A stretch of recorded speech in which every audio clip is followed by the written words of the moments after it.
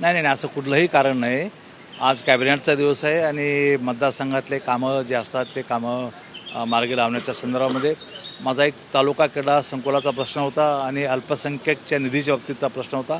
या दोन्ही प्रश्नाला घेऊन मी ताईंना भेटलेलो आहे आणि तसे आमचे पारिवारिक संबंध आहेत, भेटी कायमच होतात. परंतु हिंगोली आणि परभणी मध्ये जे आता स्थानिक स्वराज्य संस्था निवडणूक आहे त्यामध्ये कुठेतरी तुमच्या इच्छुक आहे त्यासाठी तुम्ही लॉबिंग करता अशी राजकीय वर्तुळात चर्चा आहे. हा, चर्चा काही असेल पण असं काही नाही.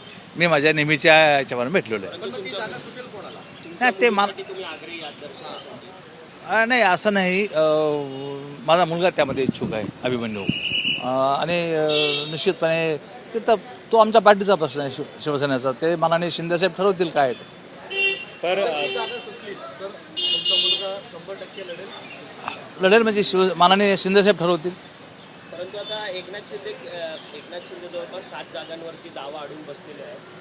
काय नक्की तुमच्या पक्षाची भूमिका असेल? नाही, मी पक्षाची भूमिका मी ठरवत नाही, ते ठरवतात. धन्यवाद. तर तुम्ही मुलासाठी आग्रही आहेत मात्र नाही, आग्रही नाही, मी मागणी केलेली फक्त.